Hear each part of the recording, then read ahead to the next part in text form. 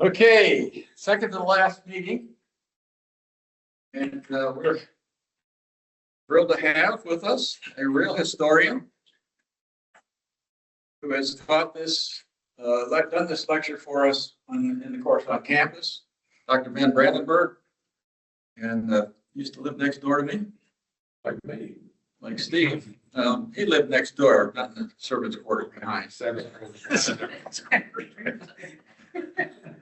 Anyway, so he's going to do his thing, which is what he's done with us on campus. Probably a little more abbreviated because we only have an hour and a half. And anyway, and then talk a little bit about next week and then wrap up. Go for it, Ben. Thanks, Lloyd. Well, it's a pleasure to be here with you all today, with those of you who are online via Zoom.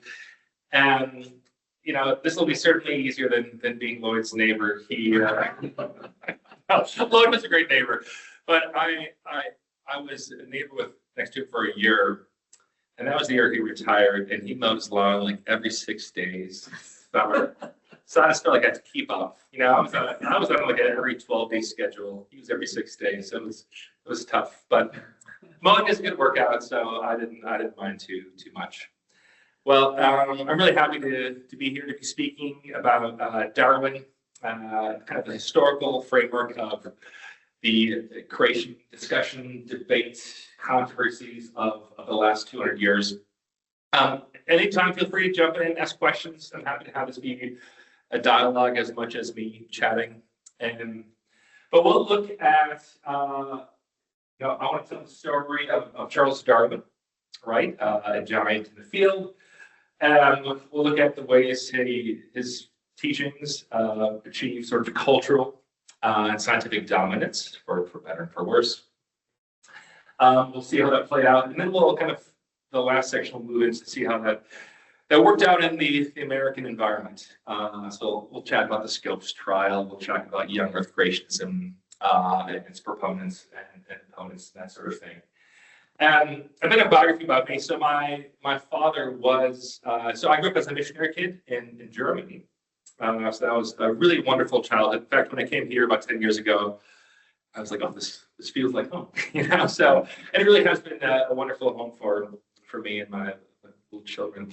But my father was into sort of young Earth creationism, got the journals and so forth. So I read a number of them and was kind of a whippersnapper in that space.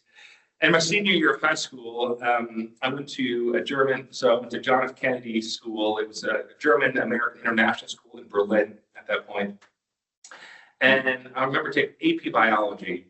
And the teacher of AP Biology was a graduate of Reed College. Some of you may have heard of Reed College. It's in Washington. Sometimes it's known as the most progressive school in the United States.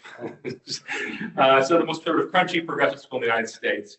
But this teacher allowed me to sort of present a defense for 6G creation in that AP biology class, sort of after the test and so forth. And you know, I had all these great arguments about, dust on the moon and that sort of thing, you know. And it was a good discussion. I had a good experience. So one thing I learned from that is, even progressives have space for empathy. She didn't try to belittle me for my views at that time. So I want to try to have a framework of sort of empathy throughout to some extent. Another thing, like I like to think of myself as a rational person who follows, arguments, closely. And as I reflect back on my own views, and I'll kind of share where I've moved before jumping into history, I also found myself like you think you make these rational decisions, but in retrospect, I find myself like almost switching sides based on people I liked, right? So it was much on who I wanted to identify with, right? So in college, I began to hear like broader whispers of critiques of young Earth creationism, and intelligent design was sort of new and hip in the early 2000s. Irreducible complexity was a hot term at that point. I'm like, so I jumped on that. And then I had a professor, I think my junior year, who said, well, C.S. Lewis was a theistic evolution. And then like, I think that was, so in a hot second, I jumped ship to that. So I'm kind of a fair weather fan to some extent. I mean, I'd like to think these things are sort of rational, hard arguments, but often the way we see this has as much to do about whom we want to identify with than perhaps the argument. So before I jump into it, that's sort of my own framework. All right, so let's learn a bit about Charles Darwin. This has always been a controversy, right? Obviously, right at the moment of its inception, this was a worldwide media sensation. And Punch was, the Gilded Age version of Saturday Night Live or a comedy, right? Right off the bat. There were jokes about man, his butt, a worm, and right, people playing and ridiculing Darwin's theory at the same time. The French also made fun of it, right? Petit Lune, right here's Darwin in a tree with the forbidden fruits. So people all around the world, not just in the United States, found this worthy of discussion. Of course, in more recent years, we've seen a number of the evolution of man. Perhaps this is more of a devolution.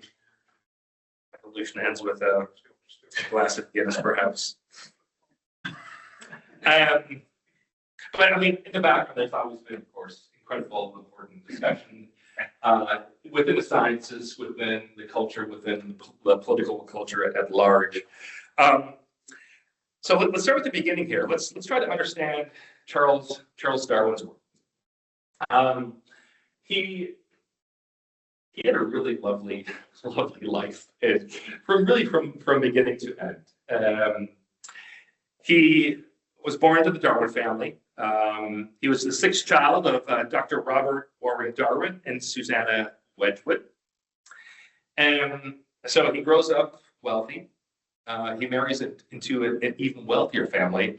Do any of you know what the Wedgwood name? Maybe if you think back to your wedding register. Yeah. Right. So you can still go to the Wedgwood website, which I did recently. And you too can purchase a cup of tea and a plate with Darwin and a beagle for $153 on sale. Right? So this family business is still around, right? But he marries into the Wedgwood family, which made their money in porcelain and that kind of thing. So he was born in 1809. And I adore his wife, Emma. She was his first cousin. And she was really, if you read the story of her, she's quite a personality. I like to think of myself as like a literary person who likes books and poetry, but I always have a hard time engaging with real poetry. So I appreciate her remarks about poetry. She says, I just like all poetry, especially good poetry. This is a great thing for kind of Victorian England. And she remained a devout Christian her entire life. And we'll get back to the marriage later on, but she will marry her first cousin in their late 20s, and they'll have a total of 10 children together. And by all accounts, I read a recent biography of Darwin, and this new biography kind of focused on, he was like at the core of all these controversies. There was a loving relationship. He was a good father. And they did suffer some tragedy. They lost 3 of the 7 children in childbirth or in young life. They lost 1 at age 10. So these things drew on Darwin. And later on, he probably danced between theism and agnosticism. He never accepted the label of atheism. When his father and his brothers all moved in that space, he never went as far as his own family did, mostly out of respect for his wife, Emma, and his thankfulness for her faith in God. So pretty idyllic life, right? I would have loved to, live in this house. This is essentially a wedding gift, right? So this is about 30 minutes outside of London. This is Down House in Kent. This is, where Charles Darwin lived and spent most of his days with his children and family after he returned from the HMS Beagle. He was mostly a homebody. And this is where they raised their 7 adult children. So they had a live garden, they have a small farm, walks in the woods, it's a great place to collect specimens and so forth. So he comes from sort of this really idyllic Victorian family. All right, so before he's married, he goes to Cambridge. And he enters Cambridge 1828, kind of in the late Regency era. And this is a period when sort of the Enlightenment has taken hold in the elite universities and colleges of Europe. And while France is more radically secular,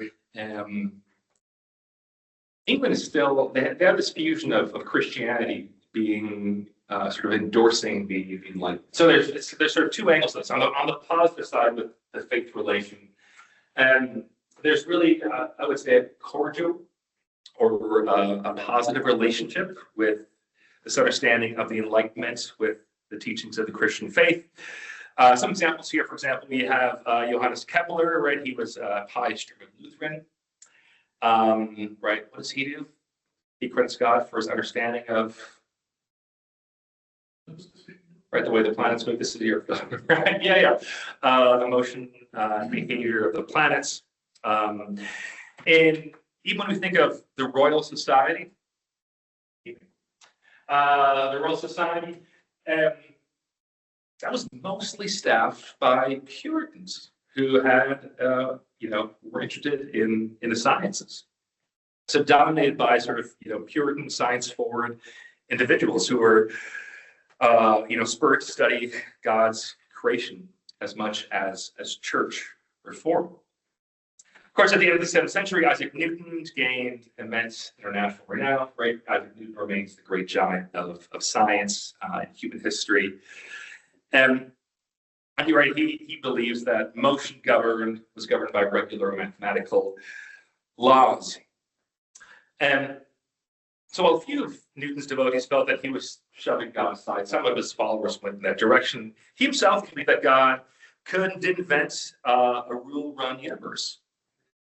And later on in life, there's a recent biography by Newton. So, most of his discoveries about gravity and so forth, he's doing in his mid-20s. But he has a whole other career, right? And his career is like propping up the scientists, running the Royal Society, things of this nature. But according to recent biography, 85% of his time learning, he is working on sort of, the end time framework. He's trying to chart out the book of Revelations. He's also dabbling with alchemy. That doesn't work out. It's disappointing for all of us. But he spends more time on sort of theological reflection than he did on, the second law of thermodynamics. So the Enlightenment in England especially has a cordial relationship with Christianity. So this is one aspect of Darwin's education, right? Kind of a positive framework of God's science. So that's one half. The other half is that things are beginning to move, right? This is not necessarily a shock.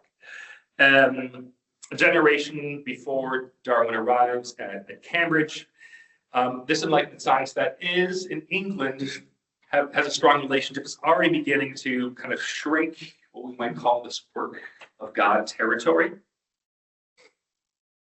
But the one piece that remains, securely in God's hands was the beginning. The Enlightenment still required God to explain how things got started in the first place. But there are some things that are changing. Right, so David Hume, also a very famous conservative theorist, side gig, but he's also a scientist. He's beginning to throw out terms like, there's nothing in nature but struggle. Thomas Malthus, in his essay on the principle of population, explains life as a bleak struggle for survival.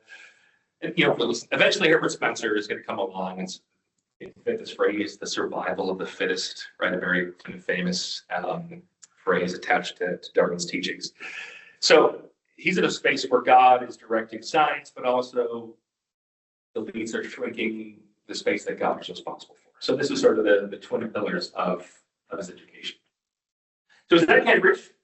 Right, Oxford was more theological and pious. Cambridge was focused more on practical Christianity. and this observation of nature. So he wasn't the best of all students. His class attendance was relatively poor. You know? He would enjoy bouts of gambling and drinking, but more importantly, he enjoyed sort of running into the countryside. He loved collecting specimen.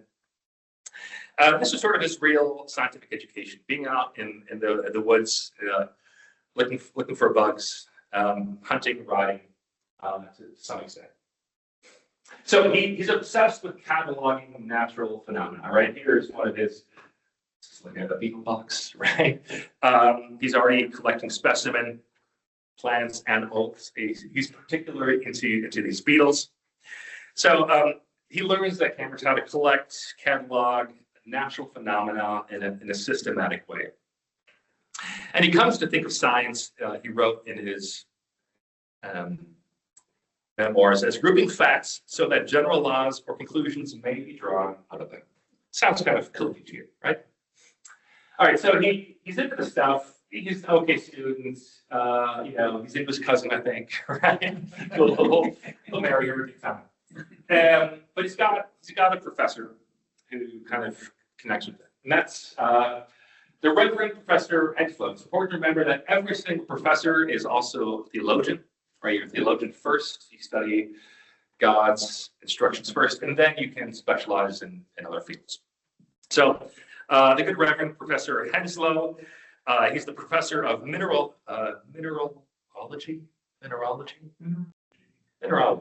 All right, we got theirs together. And botany. So he takes them on all these walks. He teaches how to, furtherly collect botanical specimens at a sort of an elite level. And he's the one with connections to the Royal Navy. He's friends with Captain Fitzroy, who in 1831 is plotting an ambitious survey of the southern hemisphere. He's got a research ship. This is, of course, now the HMS Eagle. So when he's 22 years old, graduating college, he has an unpaid internship, basically, right? He doesn't need the money. And this is sort of the golden era, right? The English Navy has just, bested Napoleon's Navy after this long struggle. So they are kind of, ready to kind of, coast off their locals. Here we can see the roots of the HMS Beagle. And this is really the turning point. He knows it's supposed to be a 5-year survey. So it's a good bit of his life, a good bit of his 20s, but he's ambitious. He wants in. There are 2 or 3 other students who are sort of in the runnings, but he connects really well with Henslow. So he gets the gig. And so this ship will travel to Patagonia, the shores of Chile, Peru, some islands, of course, in the Pacific, so like the Galapagos. And he's loving every single minute of this, right? This is, of course, a very familiar story in the Galapagos. But let me kind of give you a sense of how he's writing about this stuff. So of the jungles that he sees, he says they were, quote, temples filled with the very productions of the God of nature, in which no one could stand without, quote, feeling that there is more in man than mere breath of his body. So here's a person who's sort of acknowledging God's presence in the world at this point. He even writes fondly of missionaries. He meets missionaries, Protestant missionaries in, a very Catholic South America. And he says the outward conduct of these missionaries is, the outward conduct of the believers has been improved by the Protestant missionary doctrines. So he's endorsing the missionary work. This is perhaps not too radical thing for him to do in Victorian England, but he writes fondly of God and he writes fondly of the missionaries. Now, when he returns home, he will publish a book that will be an instant bestseller, The Voyage of the Beagle, right? Who doesn't, this is like, a New York Times #1 bestseller. Who doesn't like a good adventure story, right? Who doesn't like, glorifying, the grand scientific discoveries of, the British Navy. And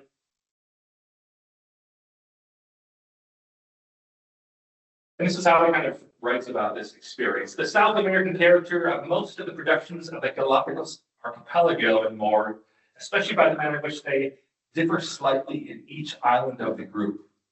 It can only be explained on the supposition that species, he begins to argue in 1839, gradually become modified. I love this phrase, and the subject haunted me. Right? This is how you write a memoir. So this is the famous part, right? This is the part that's taught all around, debated too. So he starts in his notes, and in a few talks when he returns, to develop this idea of natural selection. That's the language he uses. And three things struck him most on his voyage that haunted him greatly. All right, so one, he said, organisms acquire some variation that gives them an edge in the struggle. Right, here we have the finches and so forth with the beak size. This variation allows the individual to survive and reproduce. And he says the accumulation of modifications explain the origin of species, specifically not creation. So this is, right, the solution becomes the theory called evolution. It's important to note that Darwin never calls it evolution in his lifetime. He uses the language natural selection. So he starts putting this out there. People start playing with this idea of natural selection, testing it in different cases and environments. But from 1839 to 1859, right, he's raising a family. He's enjoying, he's enjoying his marriage. He's enjoying his walks around, tending to his gardens, that kind of thing. And in 1858, he learns that a colleague named Alfred Russel Wallace had made a study of comparative biology in Brazil and in the East Indies or the Philippines. And he's sort of developed a similar concept of natural selection or evolution. And his friends are like, yo, Darwin, you're the first, man. You gotta put this to paper. This is your thing. You've been talking about this small talks for years. You gotta finally publish on this. So he does publish a paper, and he actually invites this, it gets back to the character of Darwin. He invites Alfred Russel Wallace to kind of co-publish a paper. So they together publish this. But then in 1859, he puts out his big argument. And I'm not going to dive into the scientific weeds. I'll let the scientists in the room kind of lead into this. But he sort of makes 5 larger arguments.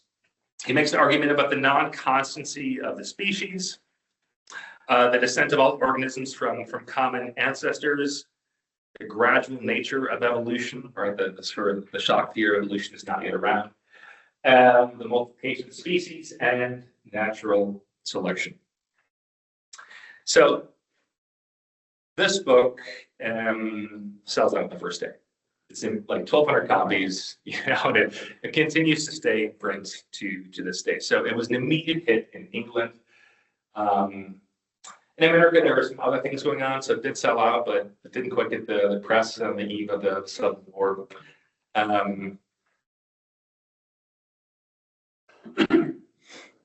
So now he's, the world famous, the controversial Charles Darwin.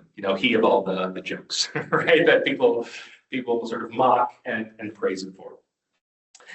He'll be a mentor. He will sort of tend to his family. He's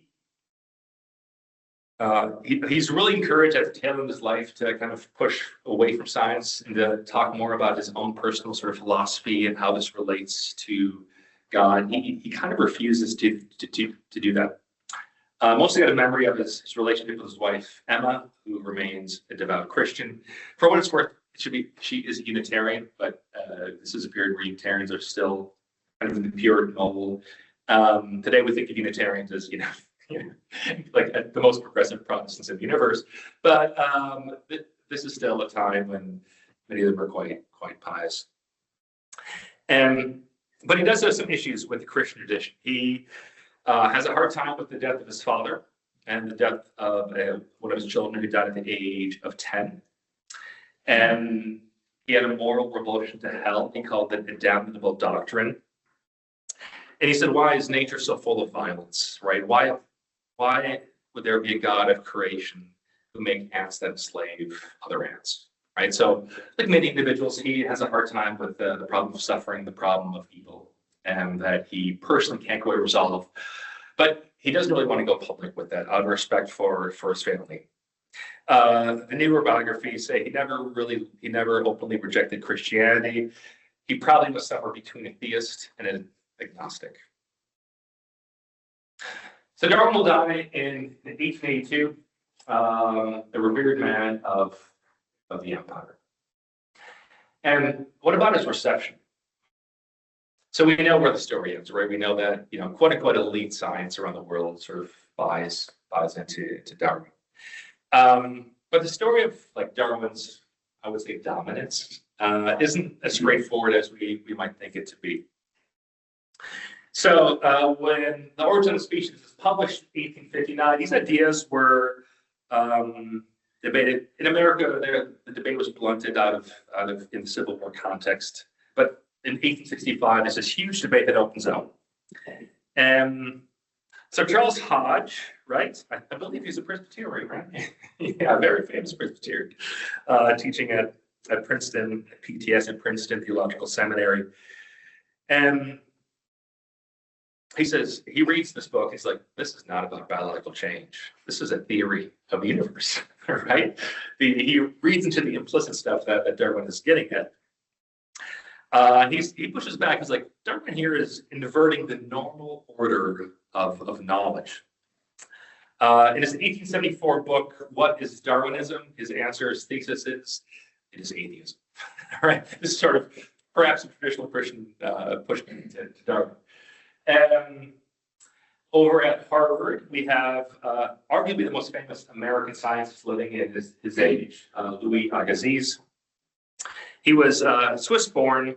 He was a fan of induction. He's a facts first kind of person.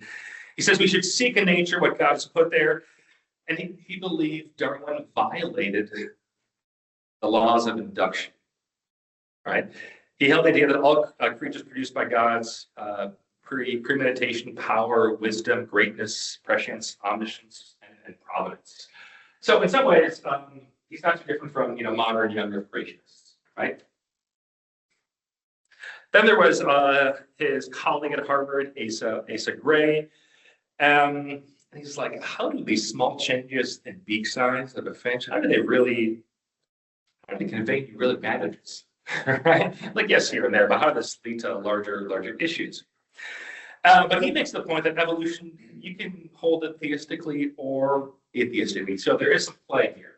So initially, there's some pushback, some traditional Christian critiques, some critiques from induction, some doubt about the evidence. But in the 1860s, I want to argue that Darwin gains dominance not necessarily by the evidence of his arguments, although other people will play that space, but by people finding his larger thesis powerful for them. So we have Chauncey Wright. What a great beard he has. He's a convert to sort of this idea of natural selection, almost at which he becomes a great popularizer of Darwin, right? So he's sort of a convoluted theist, but he writes all these essays in defense in different magazines like The Atlantic. He writes a little mini book. And like, let me give you a sense of his writing. He said this: the principles of natural selection is in one respect intensely Calvinistic. It elects the one and damns the 99. This is the kind of writing he's pushing out there. Henry Adams, arguably the most sort of respected literary writer. He also of a famous family, right? His father, John Quincy Adams, of the Monroe Doctrine, a wonderful president. Of course, his grandfather, even more famous, right? America's second president, John Adams. So the grandson was a very prolific writer in his own day. Wrote a memoir that is an American classic. And he wrote an essay in the aftermath of the Civil War. He saw like the random death. And he says the Civil War proves Darwin's working system of the universe. It's chaotic and it's messy. It's maybe devoid of God. So he's someone who's deeply disturbed by the great tragedy of this Christian Civil War that has an effect, especially in America. Right here, you see an image of the brutality of the Civil War. So this grim war for him led him to embrace natural selection. So now we have people of prestige, right, embracing Darwin in America. And then you have other people jump on board. One famous figure, arguably the most famous preacher, named Dwight Moody, in this period is Henry Beecher, also a very famous family. What book did his sister write? Pardon? Uncle Tom's? Yeah, Harriet Beecher Stowe, right? She writes Uncle Tom's Cladden. And for him, he's like evolution proved belief in moral progress. This is actually contra Darwin, whose views he has more of a directional space. But he says humans have these traits like fellowship and compassion that are necessary for survival. Just kind of interesting argument, right? He accepts evolution, but he says humans are thriving because of these God gifts of fellowship and compassion. So for him, it's sort of a comforting evolution.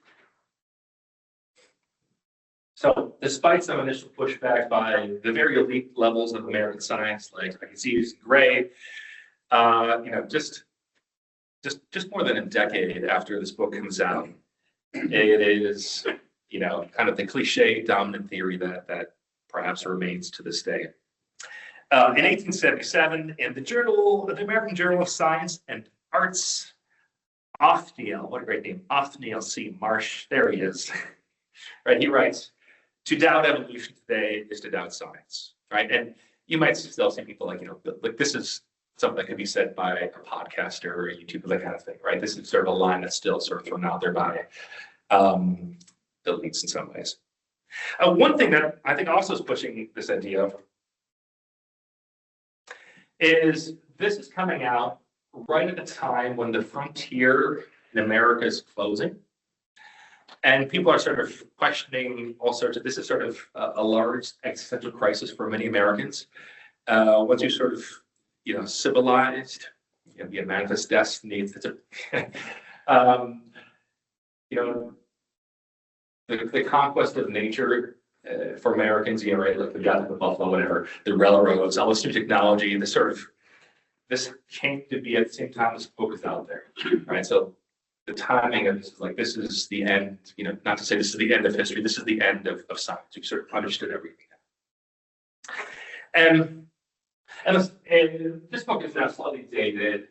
Jared Diamond is still a bestseller, but in 2001, Ernst Mayr, also of Harvard, wrote probably the most popular book on evolution by a mainstream scientist in recent years, What Evolution Is.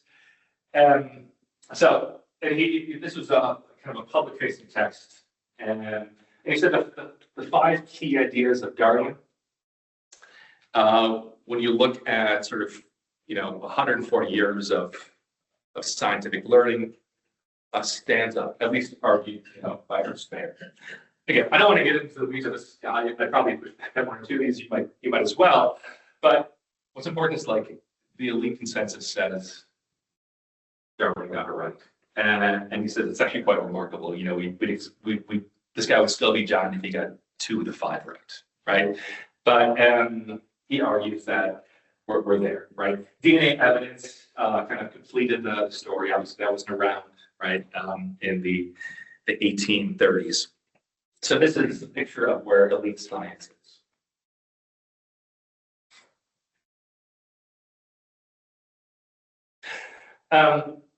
What happens next, at least for Christians, I tend to find is a more familiar story, right? this is sort of the social Darwin. This is the more troubling aspect. And in more recent years, non-Christians have kind of come around and say, you know what, maybe the fundamentalists are right on some of these critiques. And so, you know, Darwin cares a lot about the science. He cares about what he can say. He doesn't go to places, you know, he sticks to what he thinks is the evidence. But almost immediately, it's used in a variety of ways, right? So perhaps the most famous champion of Darwin is a gentleman named Herbert Spencer.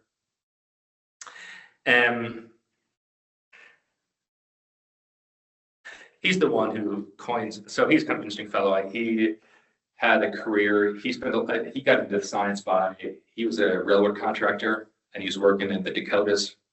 It's a lot of dinosaur bones, the Dakotas, right? Especially when you're working on the railroad, you're discovering a lot of dinosaurs, right?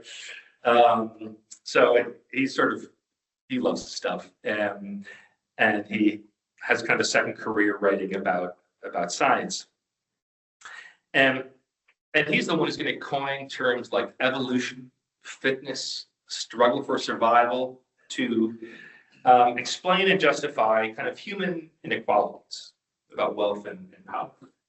So, you know, sort of a Gilded Age villain. And so he coins what we might call social Darwinism.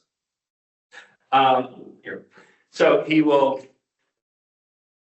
write like this: if all people are sufficiently complete to live, they do live, and it is well that they should live.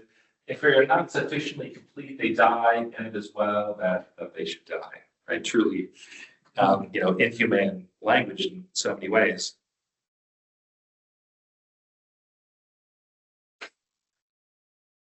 Others, like William Graham Summer of Yale, turned to social Darwinism as a key to restoring the deserving middle class.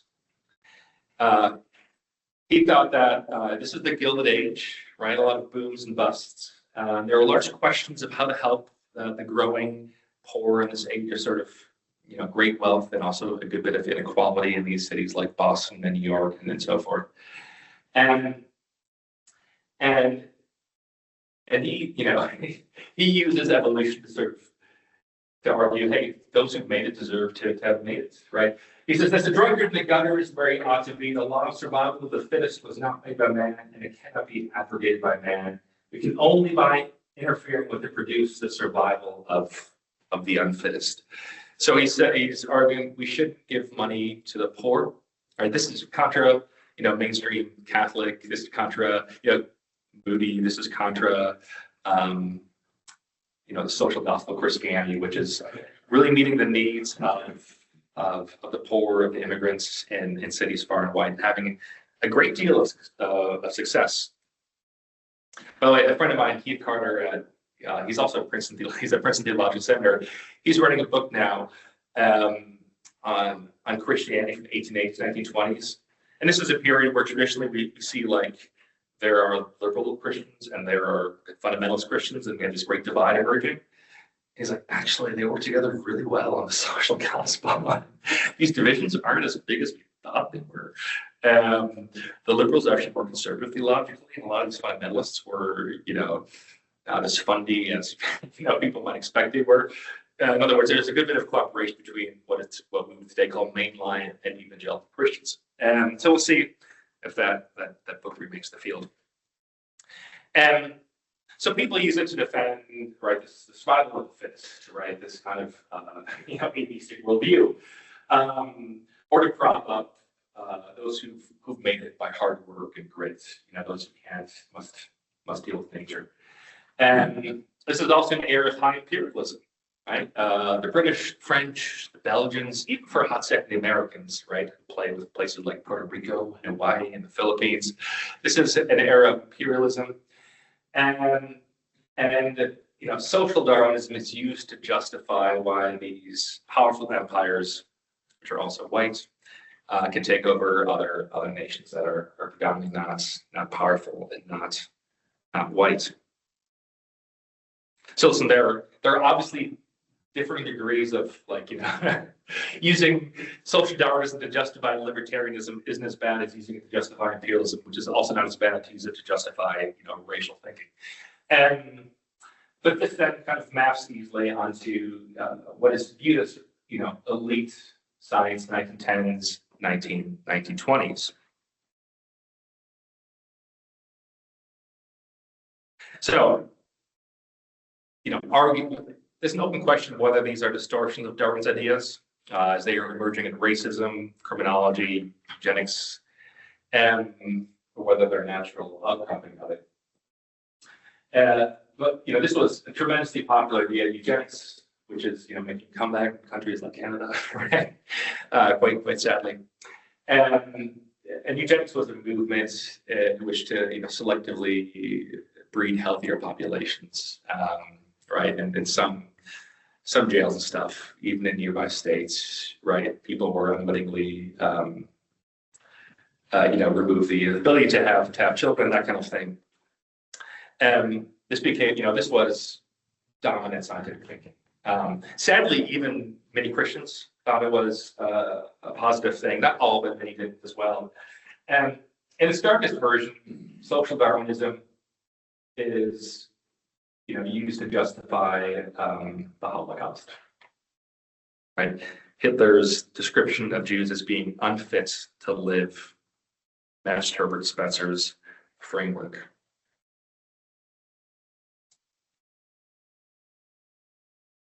So Darwin immediately becomes dominant scientific thinking, but also immediately the social gospel is used far and wide to sort of justify what we now see as a wide variety of really troubling developments.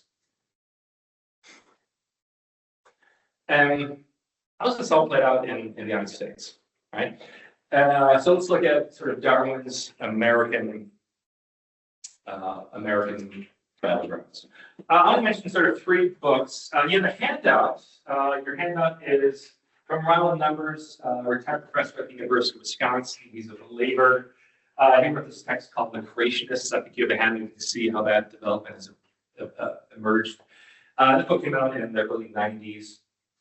And another key book on this is kind of a polemic. So Mark Knoll is probably the foremost evangelical historian. Him and George Marsden, who taught at Calvin for many years, as well as, I'm trying to remember, he just retired. He's the president of Wake Forest University. Remember that? He wrote about early American Christianity. But they emerged on the scene in the late 70s, and more secular historians call them the evangelical mafia. Yeah. So these are Christians sort of making a name in the field of history. Mark Knoll recently retired. He was in Wheaton for many decades, retired recently from the University of Notre Dame. But he came to fame, wrote about the Puritans in America. But he wrote this book, some of you may have read way back in 1991, called The Scandal of the Evangelical Mind. And this book was a rallying cry for Christians to not kind of to get out of the church and to be active and lead in every field, right? It's a kind of a Kuyperian kind of reform vision in many ways.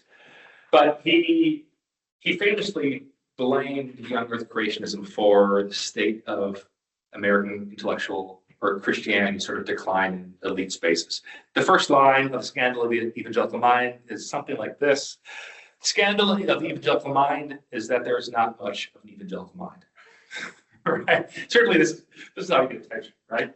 And I mean, listen, by and large, we should be kind of Mark Knoll, it worked, in the generation since evangelicals have done quite well, both in Christian but also in secular spaces, I would argue.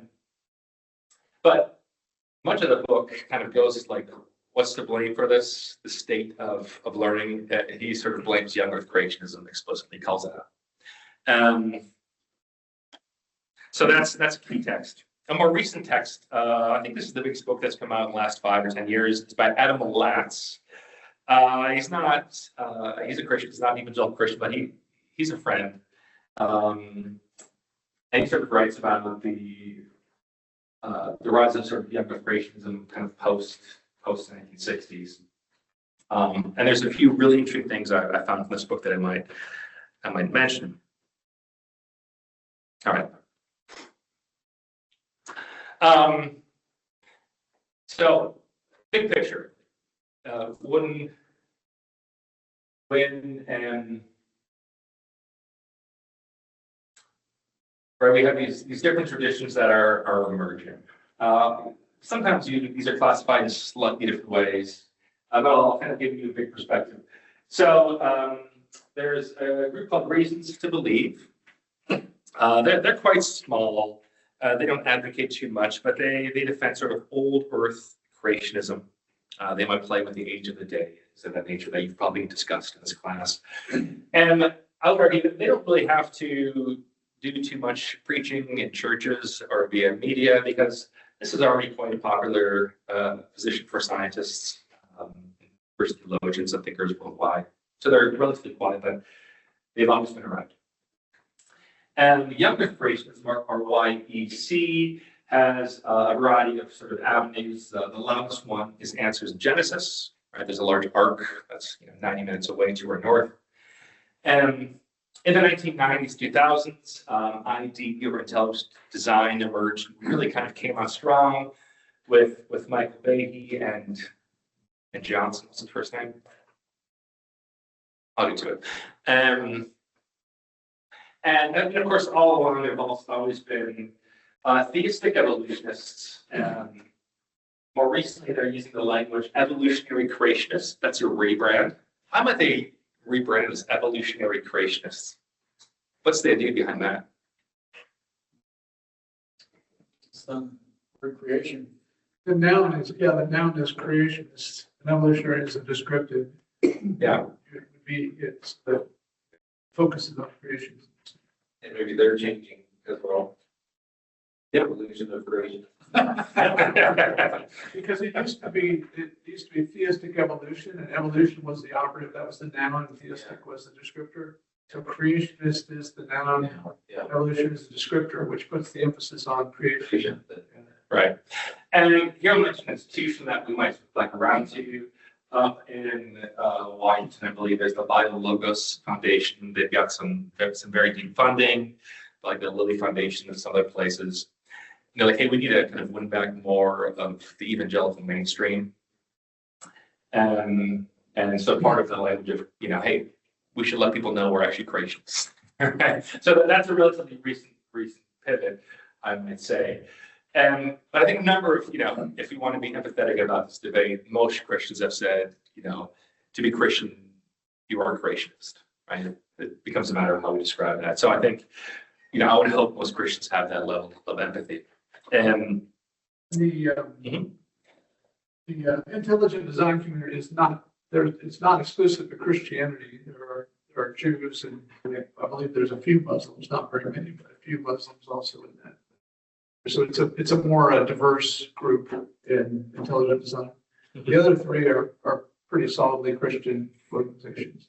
Yeah, and I think on ID, that's like a choice. They don't want to be specifically taught as being part of a Christian scientific movement, right there, to sort of like Darwin about the science or philosophy. But that's a different question. So this has obviously been a huge battleground. You've seen this, you've lived it, perhaps you fought some of these battles. And I see this battle taking place in sort of three ways. All right, the first part of the battle is the most famous one.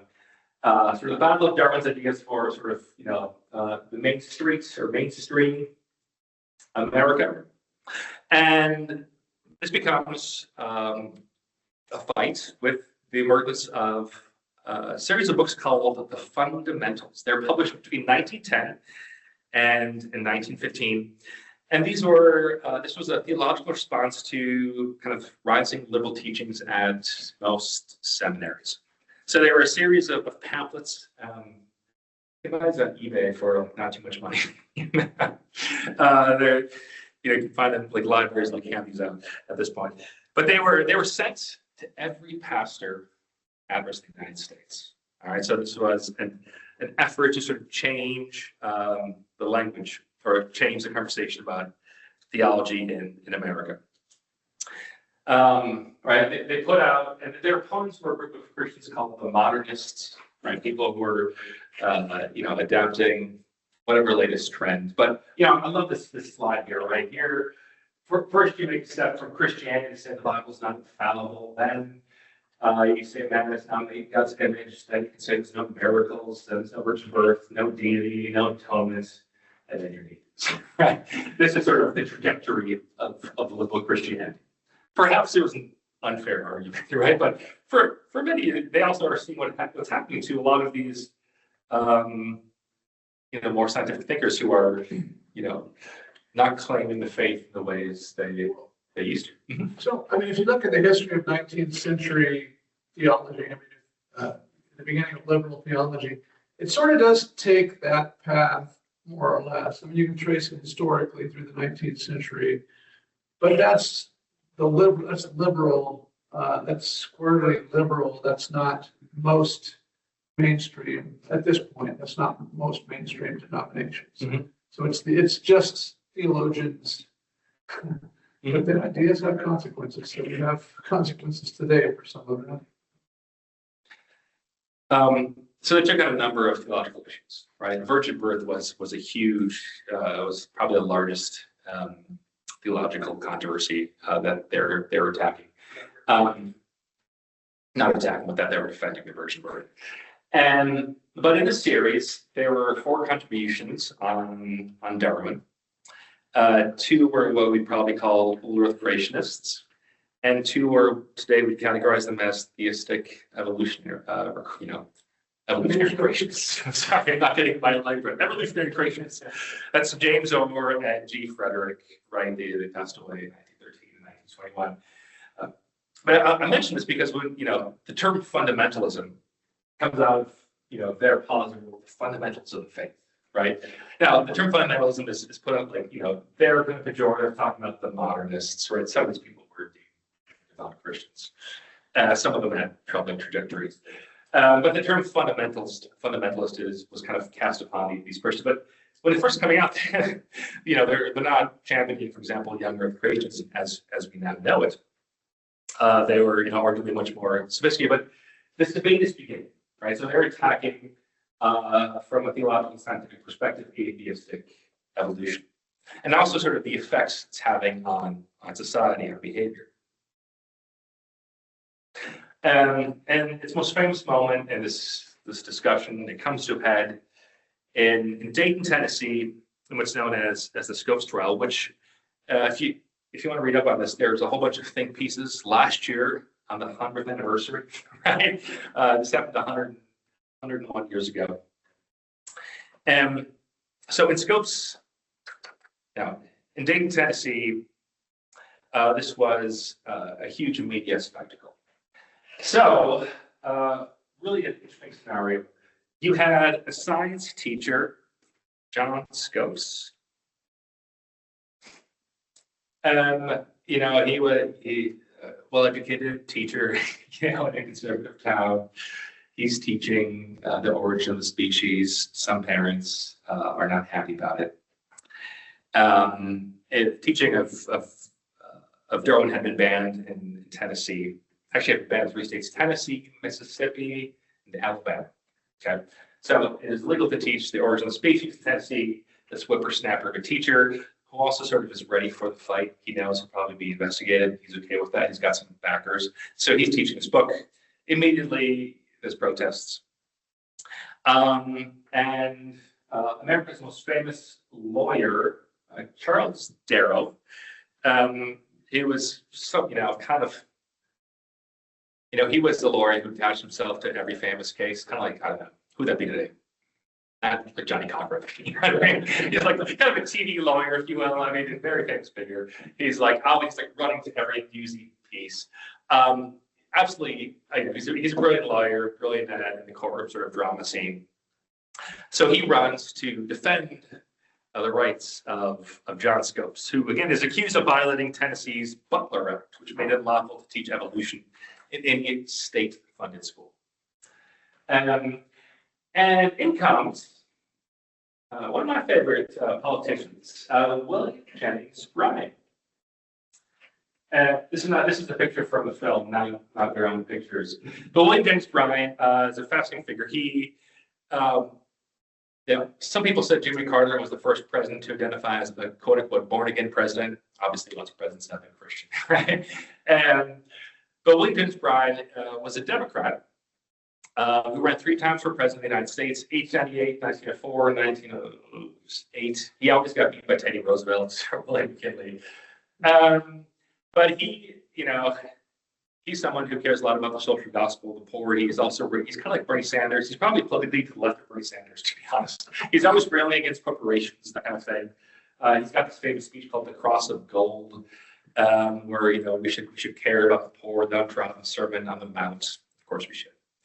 And a very popular political figure in America, doesn't win the presidency, and is a politician who's on the left, but he's always talking about Jesus, and kind of a reminder that it's not just the right who uses faith-based language and arguments. And he is really upset about the direction of social Darwinism. And personally, he gets really into the tragedy of eugenics. He cannot stand eugenics. His last, as at tail end of his years, he wants to end eugenics as movement. So he's, of course, prophetic. That's now a mainstream view, right? Eugenics was racist or fascist, whatever, right? And he can say that the teaching of evolution is kind of pushing towards this eugenics space. So he goes there, and I'll get as far for 8 days. They go back and forth. You have the transcript. It's really quite fascinating. He himself would classify as an old Earth creationist. But they get into all sorts of arguments about Adam on this earth and so forth. And for the most part, Clarence Darrow kind of is running circles around him. He's making fast leg arguments that he knows the press will eat up. Meanwhile, everyone's there. The Berlin sidechain is there. What would become the Guardian's there. The New York Times, this is a huge news event, right? It's like the front page every day for these 8 days. And what happens at the end of it is that, based on the evidence, John Scopes is guilty, right? So it's like in every battle, you can win the battle and lose the war, right? There's kind of, this is military, the United States won the Civil War, but they sort of lost the memory of the war, and that became Jim Crow America, a great tragedy, right? Sometimes you win both. Like America won World War II, but they won the memory of World War II as well, right? So there's always what happens in the after effect. So in a trial, John Scopes is found guilty. The judge gives him a $1 fine, right? So basically a stamp of approval.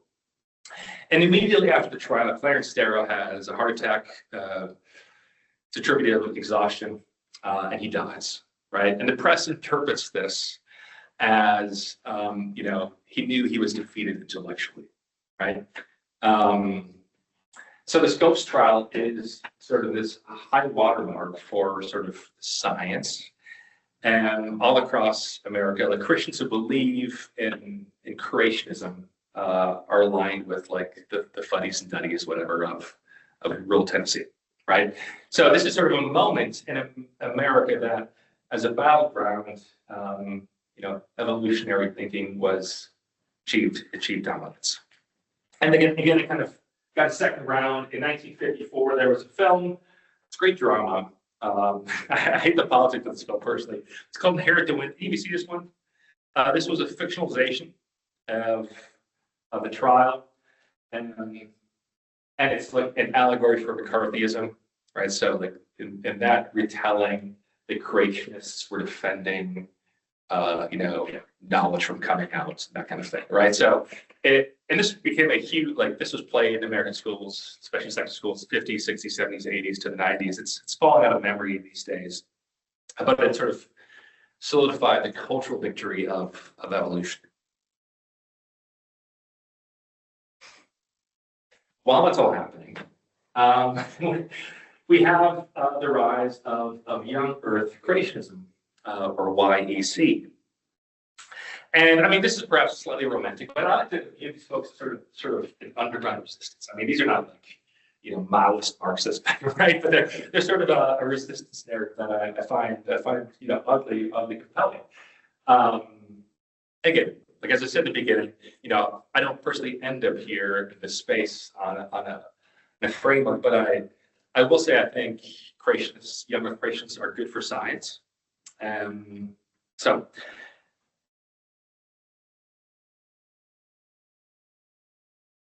When Darwin is making these arguments, there's a large discussion about the age of the Earth. And in the 18th century, right, most biblical scholars, even those putting out the Schofield Bible, the Study Bible, are not saying the Genesis flood was a global event. The 19th century. The 19th century. Thanks. You said 18th. So. Mm-hmm. I think the debate was beginning in the 18th, but it's really the early 19th century. It hits its stride.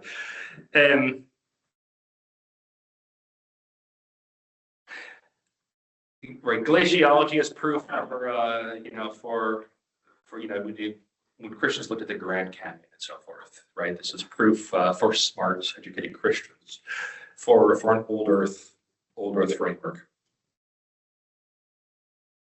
And really, the only people pushing a literal 6-day creation happen to be our friends worshiping on what day of the week? That's right. The Seventh-day Adventists.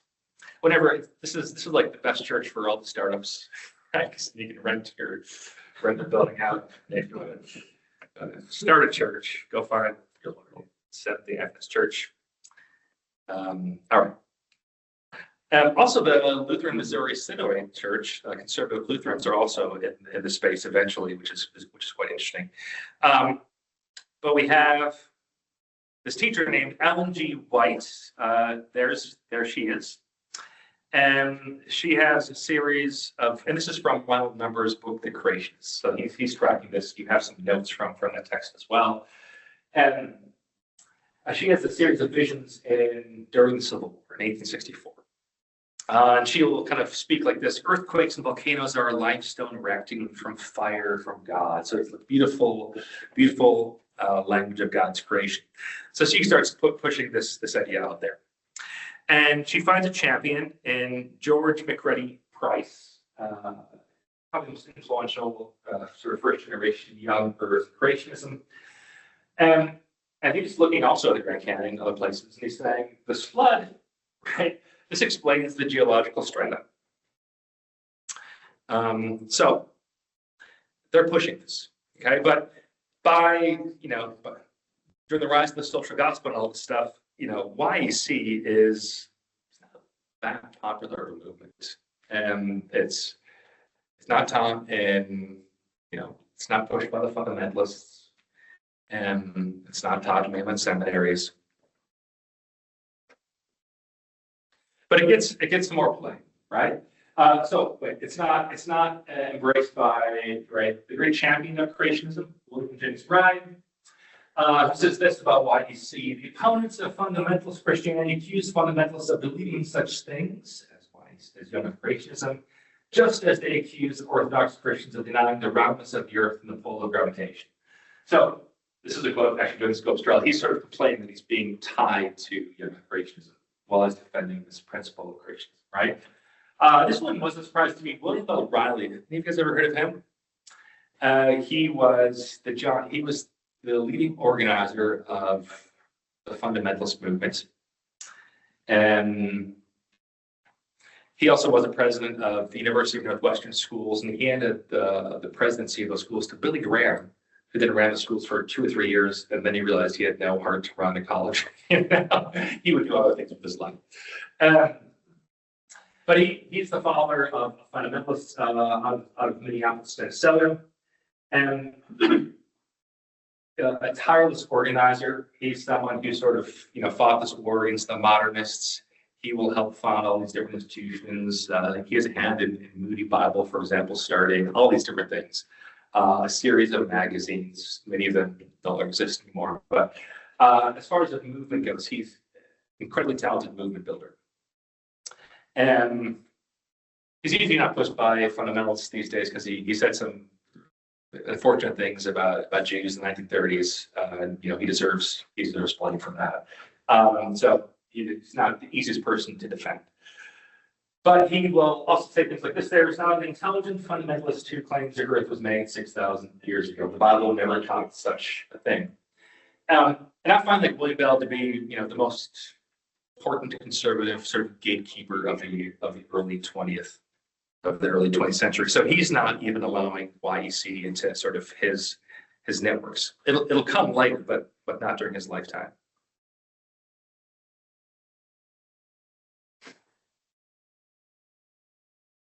So we have this sort of, this truly tremendous story of young Earth creationism, having a deep tie to, obviously, people have always taken it literally, but I was taking the Bible on a little framer for the 6,000 years.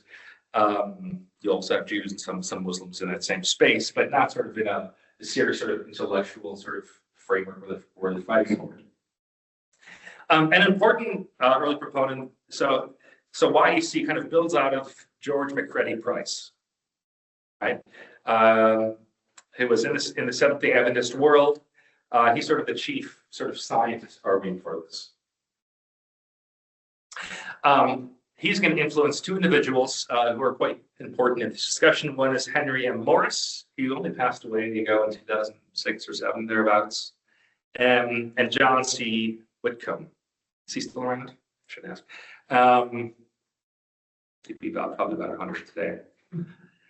So they published a book in 1961 called The Genesis Flood. And for about 20 years, they had been sort of trying to organize, trying to have serious scientists engage in sort of the young earth struggle, trying to find PhDs to put forward this perspective. As early as 43, they had started the Creation Research Institute. And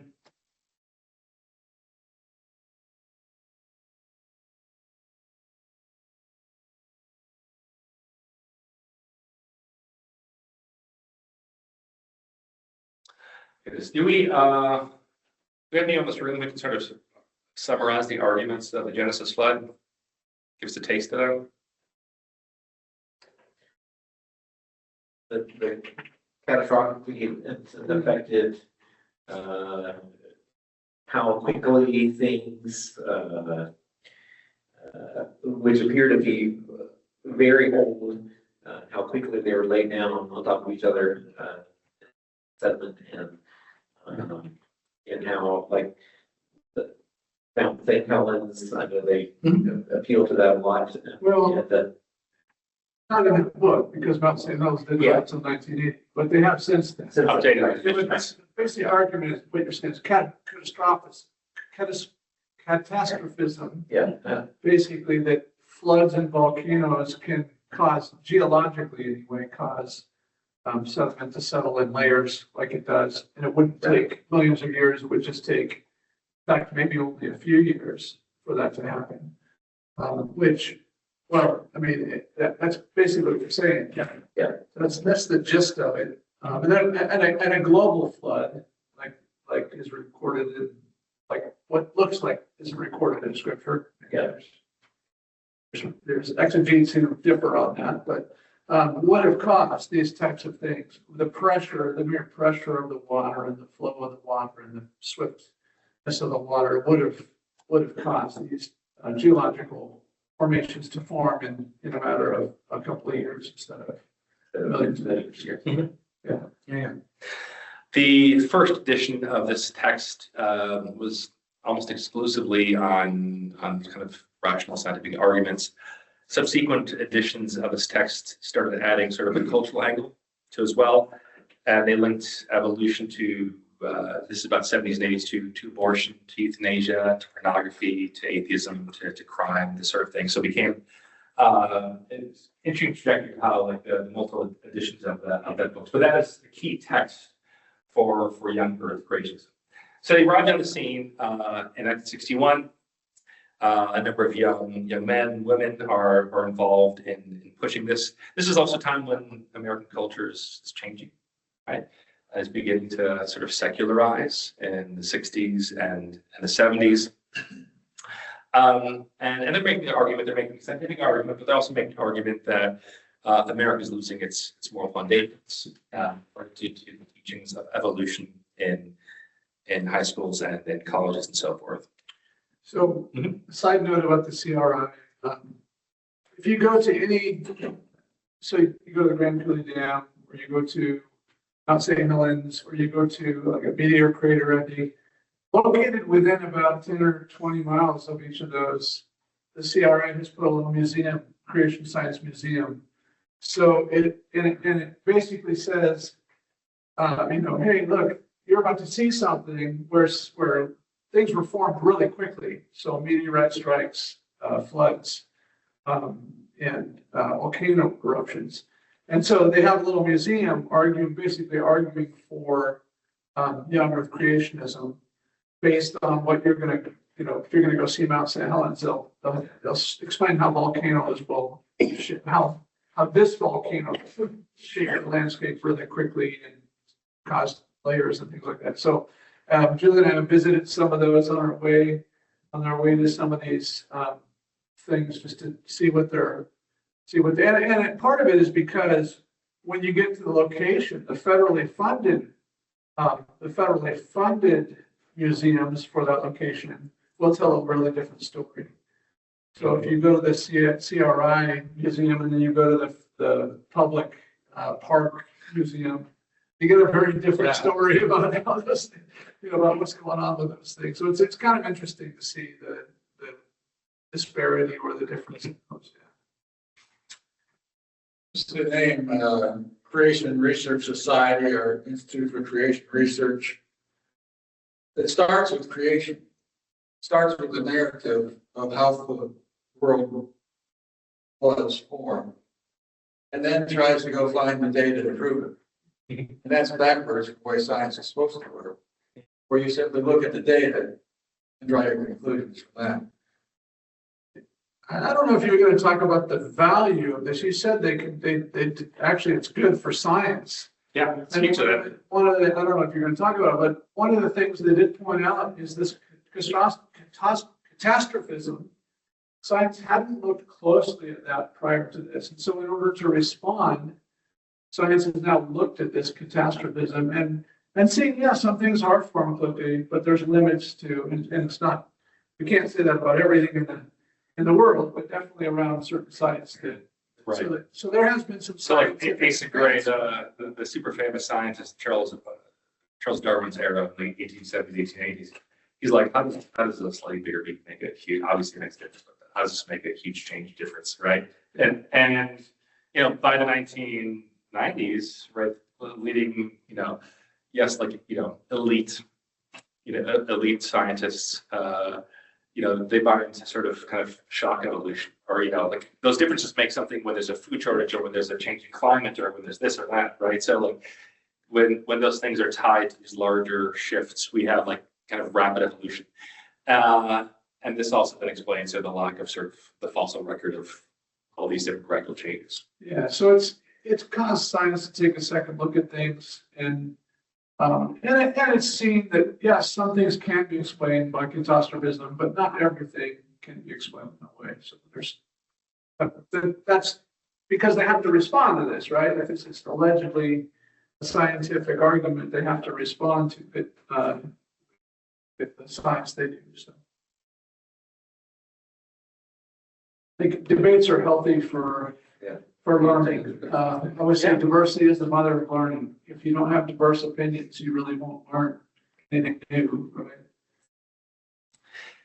So, young with creationism, sort of underground resistance to sort of mainstream thought, but also to like a lot of Christian subcultures as well. They're often coming from minority denominations or small denominations like Lutheran Missouri Synod or Seventh-day Adventists, increasingly from Baptists and so forth. But they try to get Christians on their side. They're having two struggles. They're having a hard time getting scientists with minted PhDs pushing their views. And frustratingly for them, there's a huge concerted effort in the 70s, especially, to win over. So there's about 110 even like self-professing evangelical colleges. Montreat is one of these institutions. Wheaton arguably is the most famous one, right? There's Westmont, there's Milligan, there's Gordon, all sorts of wonderful kind of smaller to medium-sized schools. And you can find a number of young earth creationists at these schools, but they wanted to bring in sort of scientists, and that effort was largely a failed effort, right? They famously received kind of some loud local rebuffs from Wheaton College, which likes to go around saying, well, I mean, their motto is for Christ's kingdom, but sometimes the tag evangelical Harvard has been given to them, and they never, their science faculty didn't jump on the sport, so they had some frustration, right? They thought they could win over, Bible believing or evangelical or born again PhDs, and they had a hard time bringing in their number. They did find, lay teachers and preachers, engineers and so forth, but they had a hard time building within sort of what might be like mainstream evangelical scholarship. And this is happening in the 70s. In the early 70s, they're kind of pushing to broaden this out. What they found is they had much better time in making converts in the churches. And there's a shift in the mid to late 70s of young earth creationism. And that is to frame this argument kind of like the way the social evolutionists framed it. If we don't stop, that is to turn this into sort of a cultural battle. If we don't stop the teaching of evolution in school, we will lose our kids. They'll go to college. They'll lose their faith. This is a traditional story. If people would just take Genesis 1 and 2 literally, this is overly simplistic, but they're about to make these arguments. If you take this literally, then everything else will be solved. Our cultural problems will be solved. So they find footing in the culture wars. Right, according to Henry Morris, he said, if you reject literal creation, you're rejecting the authority of the Bible, and rejecting the authority of the Bible is why the world is going mad. Right? Certainly the world does go mad from time to time, especially in the 1970s. But they start pushing their literature and their organization efforts on schools, and they make a big hit in the homeschooling movement, right? Where parents are in charge of education. 70s is when you have a huge, and also in sort of private Christian schools. In the 70s, you have this huge spike in the homeschooling movements, also in private Christian schools. And this is kind of a complicated story. I'm empathetic to both those institutions. But in the 60s, we had the Civil Rights Act, right, which had forced integration of schools. And, there are controversies about busing students across town to make everything fair and so forth. And this is a huge controversy in America in the 1970s. And a lot of parents are choosing to privately, educate the students or to put them into newly founded Christian schools. Now, these Christian schools or homeschooling is not founded. It's very important to say this. It's not founded on the principle of keeping your kids safe from spaces where there are Black children. You won't find that in the literature of like the text documents, but it's like that happens. Like the day, there's a friend of mine at Indiana Wesleyan, IWU. He's Bible and Christian. He's written a book about this. It's like, when did this all explode? Like almost like the week after like forced integration. You have like people founding private schools to keep their kids safe. They don't talk about and usually there's a few people of color and so forth. But this is that space that young earth creationism, like they go big, right? They soon dominate those scenes and those subcultures. With imagery like this, right? But if you attack, and I'm pathetic to a lot of this, right? If you attack evolution, you're also attacking, right, all sorts of ills and sins. That's the sun, right? And so, goodness, I guess I would say I kind of find young earth creationism similar to social Darwinism. It's arguably, it's unfair to young earth creationists who would say it's all about the evidence, but as a movement, it's building because it's tied to sort of the culture war. So They have success in schools. They have success in Christian schools and the homeschooling movement. They also have, and then they say we should change the laws in states to, to ban the teaching of evolution. So they keep up that old map, and they have some success, especially in the American Southeast. So the third part of this is sort of this legal one. So they pursue political victories, right? If we can't win over, if leading evolutionists want to debate us, and if enough Christian scientists want to join aboard their unified mission, let's try to pursue political victories. So they start passing some laws, and this is where the Supreme Court sort of strikes back. So the Supreme Court mid-century is famously liberal. Obviously it has some beautiful rulings we'll approve of, but very famously, a liberal Supreme Court. And in 1968, Epperson v. Arkansas, this is a landmark U.S. Supreme Court decision that struck down an Arkansas law banning the teaching of human evolution in public schools. The court held that the law violated the Establishment Clause of the First Amendment by advancing a specific religious viewpoint. And so that sort of set precedent. They try again in the 1980s. In Edwards v. Aguilar, this was a landmark decision that struck down Louisiana's Creationism Act. The court here ruled, the first one was the 9-0 ruling. This one was a 7-2 ruling. Regular appointees have not really fully been involved just yet. That the statute mandating balanced treatment of, quote, creation science and evolution of public schools. So this one was, well, hey, let's have a balanced read. The evidence here, the evidence here. That this violated the Establishment Clause, which prohibits the government endorsement of religion.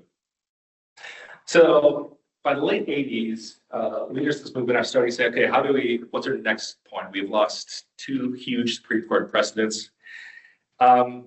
Maybe we should start to shed our explicit biblical language in order to survive legally. Not that there's a direct connection, but there is some overlap. So in the 1990s, many folks who are in young creationism will push this and endorse this, even though there's sort of a separate trajectory of getting to this as well. A lot of this is coming from sort of purely philosophical understandings. But in the 1990s, intelligent design, or ID, gains steam. I remember reading this book in like 10th grade, not understanding, because who understands books in 10th grade? This is like a book my dad gave me. You got to read this. I felt really smart about it. All right. So Darwin Natural by Philip Johnson, a wonderful text, right? And also Michael Bay. Michael Bay, he's still active. He will coin the phrase that becomes quite popular, irreducible complexity, right? His famous case is the eye, right? Evolution can explain a lot of things, but how can it explain the irreducible complexity of the human eye? How could that evolve? It can't. You need a creator. It's not. There's no logical standpoint. Sidebar, to talk about how sometimes they teach ID and young creationist market for evolutionary science. That was a relatively big challenge. Some people said, oh, this is just whatever, but people took that up. And there's some major works. Some people made huge names for themselves, like solving it, at least theoretically. So we'll see if that's still a thing. But ID gains a lot of steam in the 1990s, which brings us to our third legal case. So in Pennsylvania, in 2002, George W. Bush was president. And in Kitzmiller versus Dover, this is sort of the last key act of this legal fight. After gaining a lot of success, this was 2005 actually. So this is a federal court. They have now a conservative judge who was just appointed by George Bush. This judge was a known sort of more conservative Christian. So yes, we have our test case. We can finally achieve a victory. So this tested the constitutionality of teaching ID in public schools. So they made a mistake though. Um, so when you write a Word document, it has a history, right? And you can see earlier editions of a draft, right? This technology was there back in 2005. And what the proponents of creationism did, they said the best way to achieve victory is not to push creation science on public schools, but to teach this, more philosophical and scientifically coded intelligent design. So they had some documentation with language of why this was necessary. And in discovery, the enterprising lawyer discovered, when you look at the history of the documents, someone at one point had you guys ever done the control find in a document to find a word?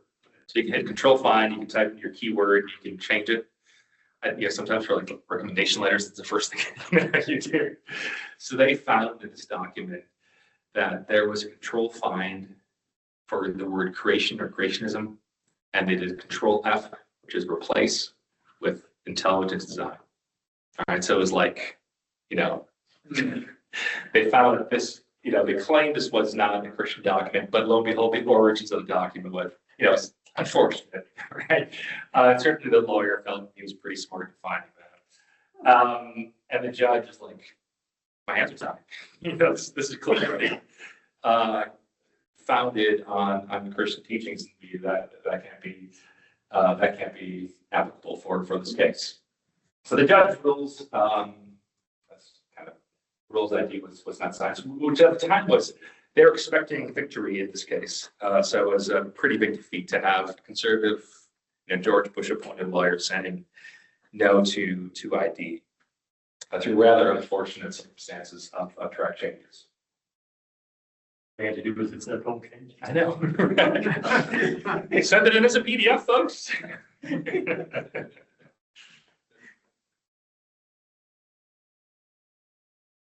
And listen, in my understanding, you could perhaps help me out. This is sort of the last big. There'll be other kind of battles. Sometimes don't really understand what they are until they kind of come. But this was the last sort of major attempt to kind of win a legal or culture war politically. And listen, post these debates, and this is perhaps me jumping slowly more into less history, more perhaps personal argument. I found there's been this kind of flourishing moment of faith and science having some level of peace. And I do think this is sort of, when you talk about moments and movements, this is sort of this moment where theistic evolution, or what's now rebranded as evolutionary creationism, it's certainly finding its footing. It's finding its footing in part because a key figure, Francis Collins. So he retired 2 years ago. You guys have heard of Francis Collins, perhaps? So he's an important scientist. He's one of the most important scientists of our lifetime, because in the mid-1990s, him and others finished coding the human genome, right, leading to major advances in health in all sorts of different ways. And here was a guy who was folksy. Here was a guy who was a convert to Christianity in college through the readings of C.S. Lewis. Here's a guy who, sang the guitar in front of church, and also happened to be in charge of $38 billion in funding. Okay, so the most powerful scientist of our lifetime is this gentleman, right? Because he's in charge of American scientific funding, and he happens to be, a born-again Christian who's, on a first-name basis with Tom Wright, arguably the most important, moderate evangelical theologian. So he had written a book immediately after this case, right? And he dialogued in some way. He called it the language of God, right? This is sort of God uses evolution for his own purposes. You guys can discuss this in your own ways. It's not quite as, it's more of a theological argument than a scientific argument. So I think, some YEC folks were rather frustrated with that. And then soon had a stamp of approval from Tim Keller, right? So the famous evangelist and pastor, arguably the most, winsome Christian. Obviously, he was more cosmopolitan. He was from New York City. But when you talk about sort of elite Christians, right? That's kind of a pejorative word. But Tim Keller gave the stamp of approval. And other movements seem to sort of lose steam. All right. So not a lot of people started presenting papers on ID. Not a lot of books in that space were published since the 1990s. In fact, this book came out just about a few weeks ago. Howell's book, Designer Science. He's like stories, the rise and fall of ID. Just not a lot of people are interested as a project pushing those ideas. Not that it's very respectful of it, but it just doesn't have a lot of energy. And so ID declined. Meanwhile, young Earth creationism, they kind of turned a pivot. And if you're a fan of young Earth creationism, I would encourage you to sort of push back against this movement and say, hey, we still have something left to fight. But young Earth creationism, they still have debates here and there. But as far as energy and producing sort of scientific new knowledge, as far as trying to raise money for scientific research, is trying to win over scientists in elite spaces. They've sort of left that. In turn, they've done a great job of winning over culture, right? The meal ticket that not meal ticket, the strategy. Well, maybe it's meal ticket for some. Fair enough. But Hannah, obviously a very talented speaker. He's a popularizer. He would describe himself that way too. And he's a very talented, dynamic individual. And he's an institution builder, a fundraiser. And so they've done sort of loud things, right? Like the park. I've taken my kids there. I've enjoyed it. I've enjoyed it. And but they've moved a lot towards sort of children's, winning over kids, with things of this nature. This is perhaps too unkind, but this is the back of it. All right. So yeah. Okay. And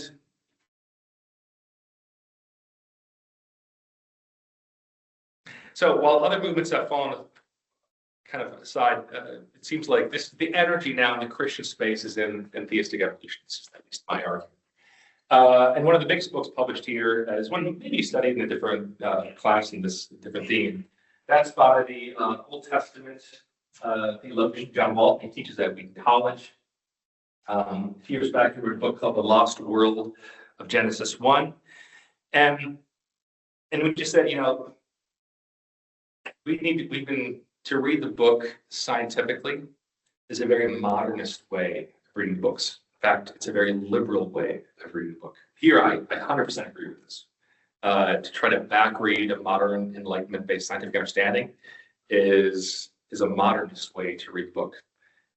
In some ways, perhaps the modernists and the young Earth creationists are quite similar in that regard. But he says we need to read Genesis 1 like the Hebrews. We need to read it within an ancient Near Eastern context, right? We have this small state that's struggling in the world of superpowers, right? And there's Egypt to the south with their superpower gods that seem to be granting favor. There's the Babylonians and the Assyrians and so forth that seem to be granting them greatness and glory.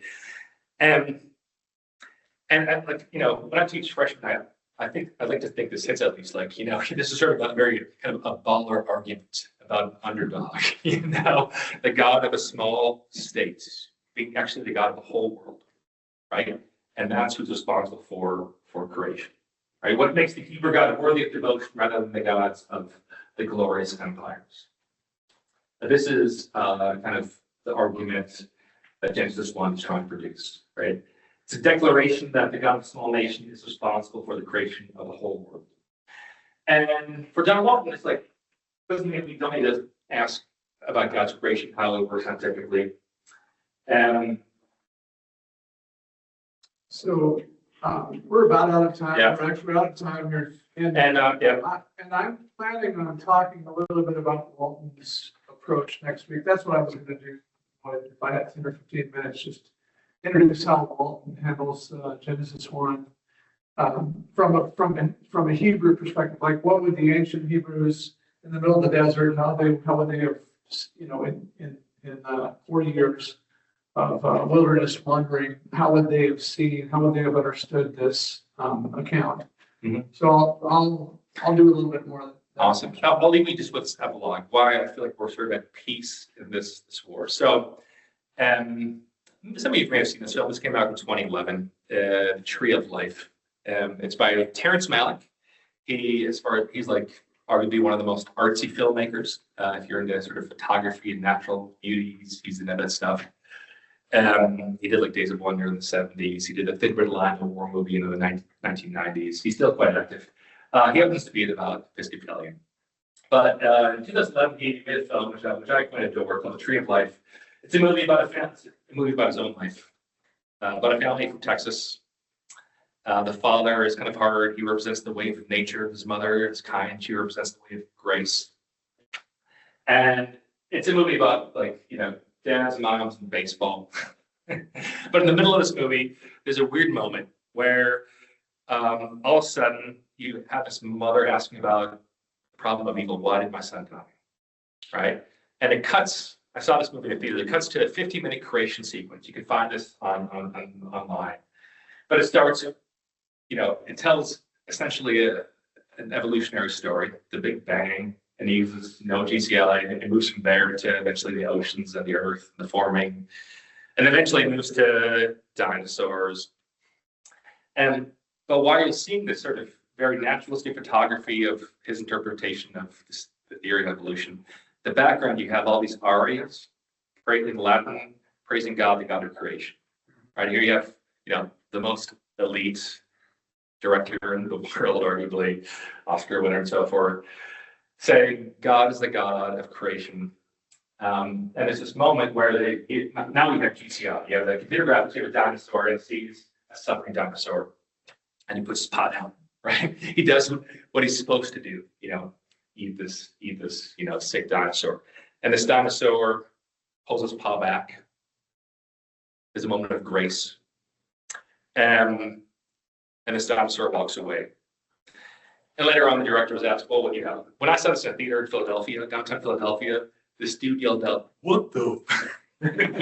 Excellent. It was a weird sequence. And he later said, God works in nature. God could have worked with dinosaurs. He could have given this dinosaur a moment of grace, but it wasn't for the dinosaurs to do this work. It was for humanity. So, the camera pulls back. You see the big rock moving towards the Yucatan Peninsula. The age of the dinosaurs will end, and it'll be up for the humans to do God's work. So here we have an example of, speaking cultural elites, Terrence Malick, praising God, the God of creation, seeing no problem with evolution, and trying to bring out spiritual truths. So I find we're kind of I'd like to think we're at this beautiful moment, where we're at peace again. So that's what I have to say. Obviously, this is my perspective. It's an interpretation. Hopefully, we learn some things, but you're certainly capable of pushing back here and there. So, thank you very much for your time. Thank you, Ben.